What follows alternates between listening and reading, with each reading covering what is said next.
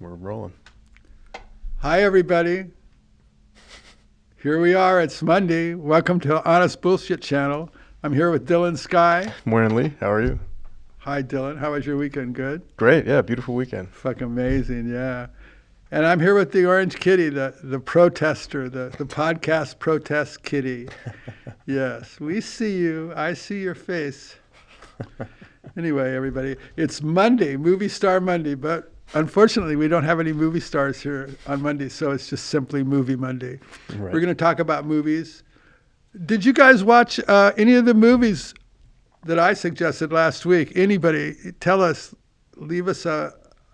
tell us which ones you watched. Did you watch Big Bug? That was so wild, Big Bug. Did you watch it, anybody? What about Ketty? Did you watch Ketty? If you like cats or animals, Ketty is great. Schultz Gets the Blues. Did anybody watch Schultz Gets the Blues? I don't know, Dylan. I don't know if anybody watched it. To Leslie. The fucking great-ass trasher movie. Somebody knows it. Yeah, that was good. I hope you guys watched one of those movies. Let me know. Leave us a message in the wherever you do that shit. We might read it. Well, wow.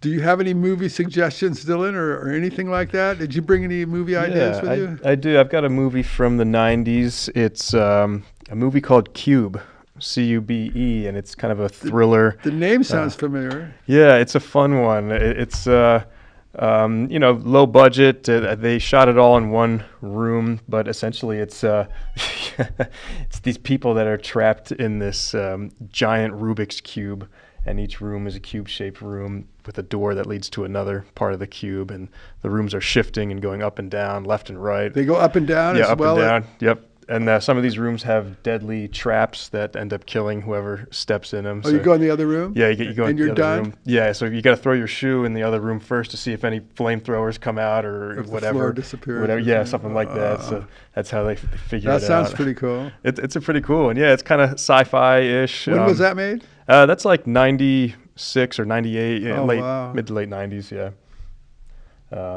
Yeah, that's a fun one. Matter of fact, I can show a poster of it right here.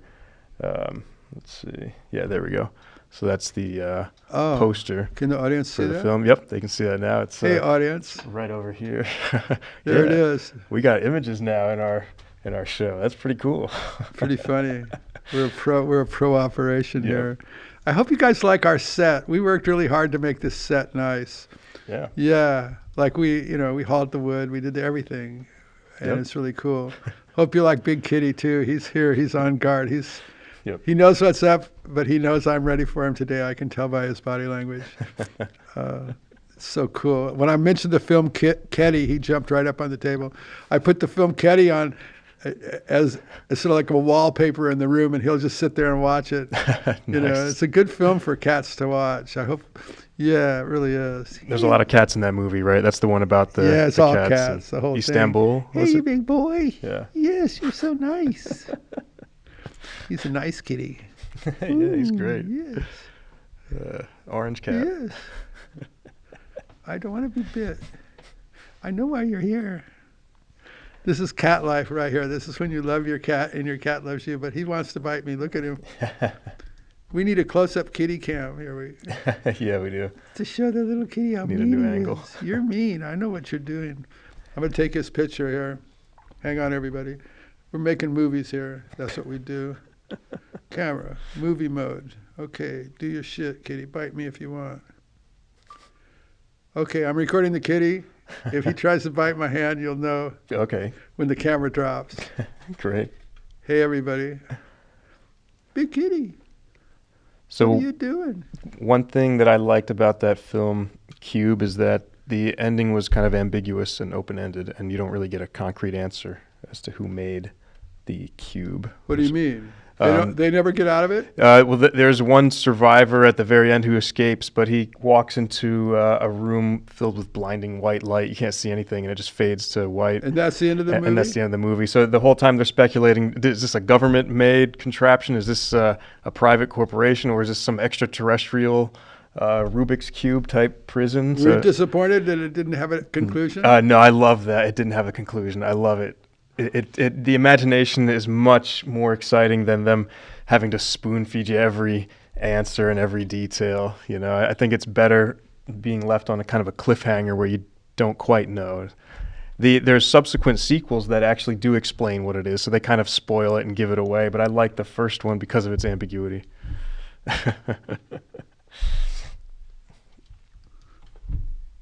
This is so funny. This is going to be a good movie, everybody, because the cat is really here. What?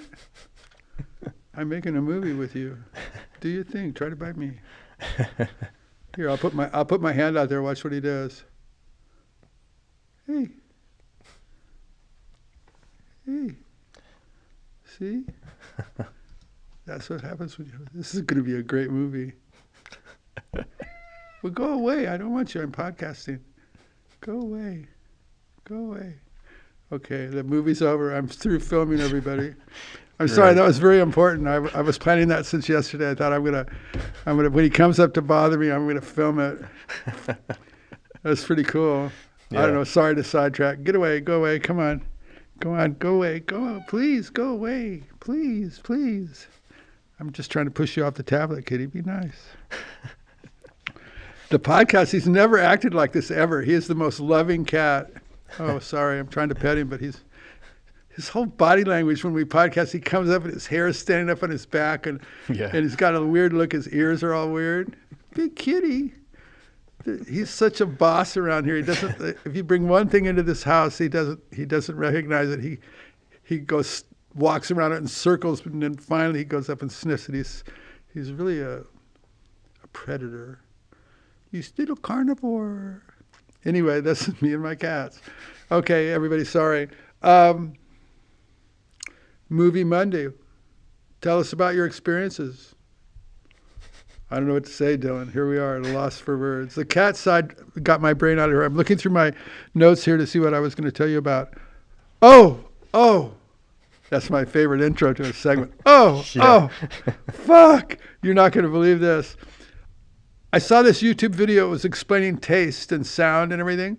Okay. And it said, come on, get away. Don't bite me. Go away. If you're like, fuck, what a weirdo. Get away from me. Come on. I'm telling a story here. Go off the thing. Okay. Man, that's intense. He'll bite a hole right in you. Cats are weird. He's weird. Now he's going to come around and try to attack me from the side. Man, I'm done with you. He tries to bite our cables. He's so smart. He knows if he bites the cables, it can interrupt the podcast. Yeah. He's smart as fuck. That's hilarious. I don't like that. Okay, so check this out. If you're at an altitude flying in a jet at 30,000 feet, your taste is reduced by something like, I think it was between 30 and 40%. Really? Wow. I think it was closer to 40 when you were at 30,000 feet elevation. Your ability to taste is reduced by that much. Damn, that's amazing. I didn't realize that. I didn't either. And it turns out that airline food, they put extra seasoning and stuff in the food, or else you couldn't taste it. It would be like eating cardboard or something. Wow. So all the airline food has extra seasoning in it so you can taste it. Wow. And that's why airline food tastes so weird, because it has extra stuff in it. And then that's incredible. So I wonder what the science is. Like, why do we lose our taste? There's less. Isn't that weird? Now, here's something else weird that they found, this same study. They found that if you're in a really loud place, your taste is reduced the same as if you were flying in the airplane. No way. So, and what it turns out is, like, have you ever noticed that if you're in a really loud restaurant or a loud area and you're eating, you don't taste one thing you eat, right? Yeah, I guess, when you're distracted, it's hard to focus on that. Yeah, so that makes sense, right? Have you ever stood on the street, ate a hot dog or something, and the traffic's all going by? You don't taste it. Yeah, check it out. Next time you do it. Ever since I saw that YouTube video, I've been really paying attention to that. If I'm in a loud place, and you really can tell the difference. If you're like, so then I'm starting to think, well, maybe when you eat, you shouldn't have music blasting. You enjoy Right. your food more. Maybe it'd be a new diet where you just make loud noises. You have like a CD of loud noises or just horrible industrial sounds. Just turn it up high. That way you don't eat as much because you don't like the way it tastes. Anyway, the new diet. We have a new diet for all you fat phobes, all you piglets. Attention, piglets. Turn your sound up now. There. It doesn't taste as bad, right? Oh, that'd be another way. If you had a food that didn't taste good, you go, oh, this tastes like shit. Turn up the sound. Okay. And you could turn up the sound and it just wouldn't taste like anything. There you go, man. Turn your shitty food into great food with DBs. At 120 dB, this hot dog tastes like filet mignon. Or it would be reversed. Wow. Okay. Yeah, I'm backwards here. But that's the motto of this channel. Ask backwards through the universe. Okay, I'm starting to feel this show now. Isn't that crazy that you can't taste that taste thing? So you mean to tell me that you could eat like a ghost pepper or one of the hottest peppers and just put on loud noise and you wouldn't be able to taste it? No, I don't mean that. Okay. But that's a good test we could have. What do you think? Right, Can you taste it? Is it still hot? The guy's choking, his eyes are watering. Right. Right. Say, yeah. Cool. Well, yeah, we got to test that out. Interesting. That is interesting, right? Yeah. Now, next time you're in a loud restaurant, you'll notice you can't taste shit. Right. Right. That was great food. It was. I really noticed that now. I'm so acutely aware of it now. It's almost like poisoning your psyche, learning that information. Like Right. once you know that, it really affects your enjoyment. Like I'll go to places that are too loud. I go, fuck, get me out of here. Yeah. I can't taste a thing. I do know that it affects vision as well. Like if you're driving around trying to find some new address you've never been to before and you got your music blasting, you turn it down so you can see better. You turn the sound down, yeah, so you can focus, right? Yeah, exactly. Yeah. All the time. So yeah, there's some truth to that for sure. Truth to that.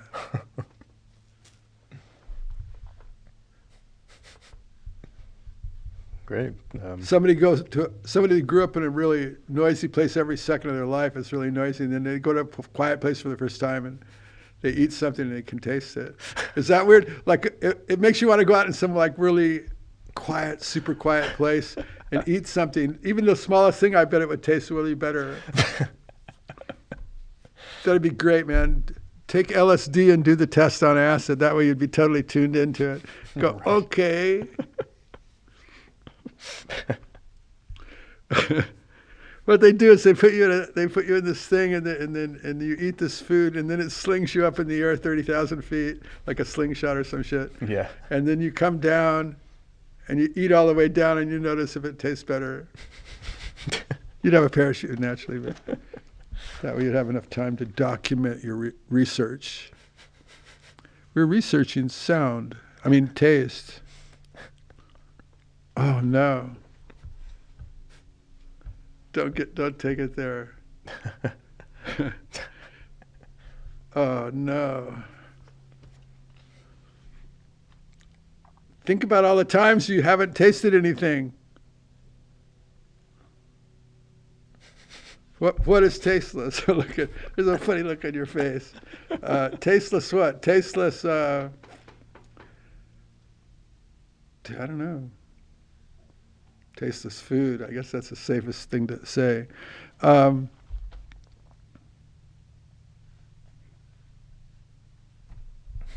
looking for. I had one other thing I wanted to ask you people about today. What do you mean, you people? Just kidding. No, I meant viewers. Are you people? I'm just messing. That's hilarious. That's funny. Yeah, that's a forbidden word. Right there, I stumbled right over my. That's what happens when you walk on your lips through sticker patches. Right. You say shit. This is the real world here. Anyway, when you people. Now I fucking freaked out about that. When No, you that's great. people.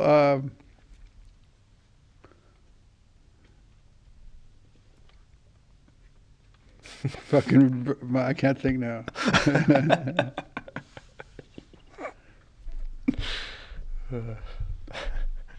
Oh, wow.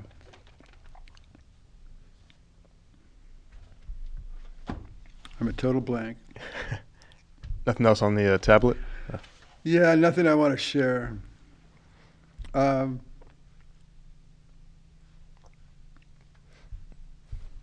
it's been a funny one today. We're at 15 right now. Yeah, we've talked long enough. I'm really having fun. I just am. Yeah, I'm having some good fun today. Yeah. What else? You got something to talk about? I have some other films I could talk about if you're interested. Let's see. Got a whole list here. I love Casino Royale with Daniel Craig. I forgot if you mentioned if you'd seen that one. Yeah, I saw the Bond it. remake. I like thought it those was big cool. films that they have the big cinematography and everything. Right. Yeah. It's kind of cool. Yeah. Fuck, it's amazing how many great films now, huh? Oh yeah. Yeah. It's shocking. It's shocking. All these, so many people are making films. Where do you think is the best place to go watch them? Which thing?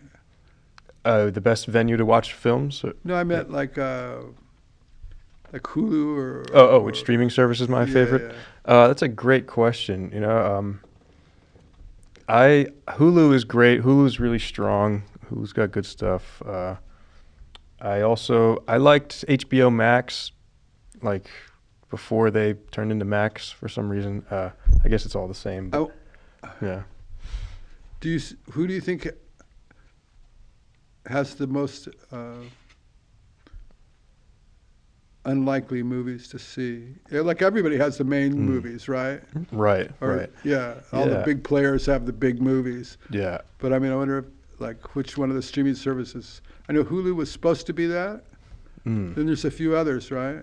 Right. I'm subscribed to a fun one called Shudder, and it's a streaming service. It's all horror movies, from classic horror to modern horror to more obscure horror. So you get to learn a lot more about those genres that you wouldn't necessarily find on some of the other genre-specific streaming service. Yeah, genre-specific. Yep. That's good. I love horror films. A lot of times when I go to streaming services, the first place I check is the horror films. But the cool thing about Shudder is that it's all horror. So it's like a great selection. Yeah. So that's a fun one that I like. What else? Let's see. What else we got? Amazon Prime, if you can't find something, you can always go to that, and they've got it there. Sometimes other places don't have. I never got into Amazon Prime. I know of... I have some friends that have put their films on there. I guess there's some way you can put your film on there. Right. But nobody makes any money doing that. Right. It seems like... Right. I don't know. Maybe nobody makes any money. Maybe that's the idea. Nobody makes any money. Right. I just thought of something, but I didn't want to interrupt you.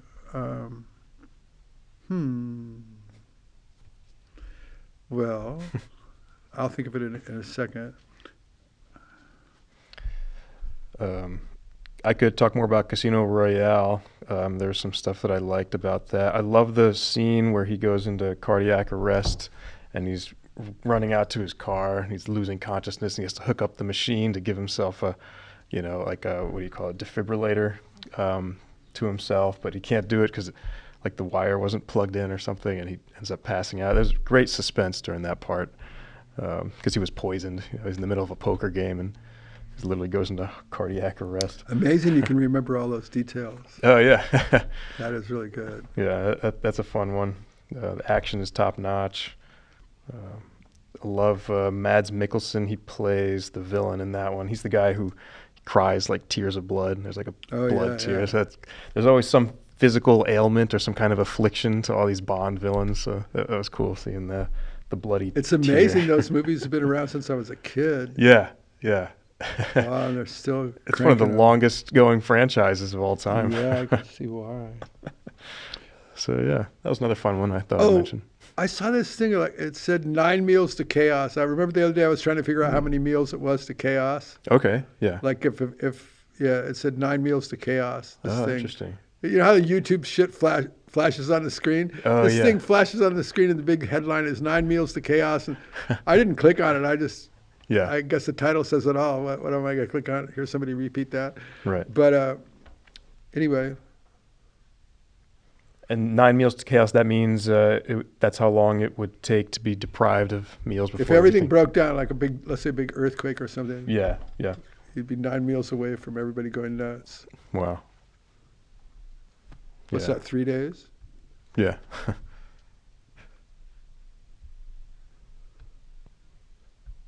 Well, the whole city would come to a halt except for the selling of drugs. All the illegal drug selling would be business as usual, maybe even increased business. Everything else would be chaos. Right. There you go. Capitalism at work. What would Valuetainment think of that? Well,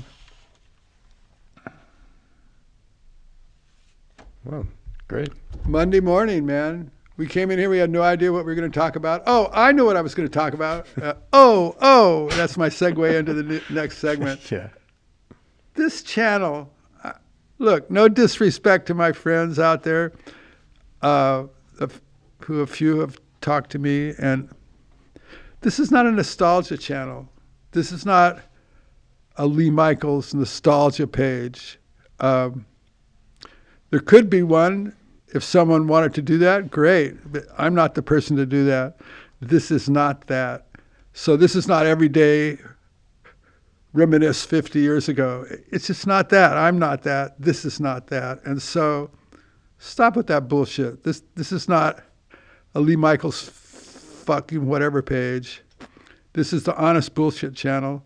We're here to have fun and do shit, but yeah, not to like. It's like, yeah, cool. I guess that says it all. And I mean that with total respect for everybody. I get it. I like shit. You like shit. We all like different shit. So I understand that. But, I'm not that person anymore. I'm 50 years later. So I'm this person and doing this channel, and it's not about that. Imagine how boring it would get if it was just about that. I could play a medley of my hit. How long would that take? A couple of minutes? Bingo. End of sentence, right? A friend of mine told, no, you had 2 hits. No, 1. Yeah, another wannabe or whatever. But see, that's the kind of shit we'd be talking about. Isn't that boring? Look how the conversation just took a left turn into reality, and instantly it turned to shit, right? Yeah. And that's why this channel is not about that, because I'm not going to stand around and wade around in a bunch of shit. If you want to shit wade, go on the internet, go shit wading. I don't care. It's your world. You can watch what you want. I'm in favor of that. Everybody does what they do what you do, be who you are. Yeah. Let it all... Yeah, be yourself. And myself is not rehashing my old shit. I'm sorry. It's just fucking not me. And it really bothers me when people try to say that's who I am. No, that's who I was. Fuck, 50 years. Think about that, everybody. 52 years ago, I quit 52 years ago. So when did I start? 60 years ago doing that shit? I don't know. What I'm trying to say is, stop it. Go somewhere else. All 100 of you, if you're here for nostalgia, you're in the wrong fucking place. I know I'm repeating myself, but you guys are repeating yourself. You never fucking stop. Wow. Yeah, so I get it. I love you all. And I love you. Some of you guys that are doing it are my closest friends. And I love you guys. Fuck. So, I do. And me. I love you. So, stop. Let's have fun. It's not too late to have fun. I'm talking to my old friends out there who a few of them are chime in every time I blow my nose. So, okay. Let's have fun, everybody. Is that a possibility still? It is for me. I'm having fun. I told someone, you're either doing the death march or the death dance when you get my age, Like, are you doing the death march or the death dance? I'm doing the death dance. You want to march? Go ahead. March off to wherever. Interesting. But I'm doing the death dance. I'm trying to have fun here. And it isn't fun to rehash ancient history, last century bullshit. Fucking stop. Anyway, I got to stop. This is so much fun. I'm really enjoying this. That's why I'm repeating myself, because I really enjoy this part of the podcast. And you guys know I love you, so don't take it any more personally than you need to change your behavior. Anyway, fuck, this is a great day. I'm so glad I remembered to talk about this, because I've been wanting to talk about this every day. Nice. Because, yeah. That was great. It was very insightful. Yeah, very insightful. Like blow your nose, I'll read your snot. I want to be a fortune teller, and that's going to be my thing. You blow your nose, and I read your snot. That's a great idea. I'm a non-stop idea factory. You want to be a solo entrepreneur? Become a fortune teller. I can't stop now. I'm getting really stupid. Okay, this was fun, man. Everybody, this was a fun day. Good episode today. And I like talking about movies. I like my cat. He gave up. He gave up. Yeah. He just came over to be part of the podcast. It's so cool. I actually love that he does that. Yeah. It's kind of cool, man. Get away, little. See, even a small cat can act like a big cat. Like, he came up, he was being totally aggressive. And he's the most loving cat I've ever seen in my life. But he shows that they all have it in them. And every one of them is a little predator carnivore. Just like us, man. That's what we are, us humans. We're not a bunch of cows with a double stomach. We're predators. Fuck, I love it. Okay, bye, everybody. Have fun. Bye, Dylan. I'll see you tomorrow. Yep. See you, Lee. Yeah. Have a good one. Yeah. Bye, everybody. Oh, 3, 2, 1. Poof.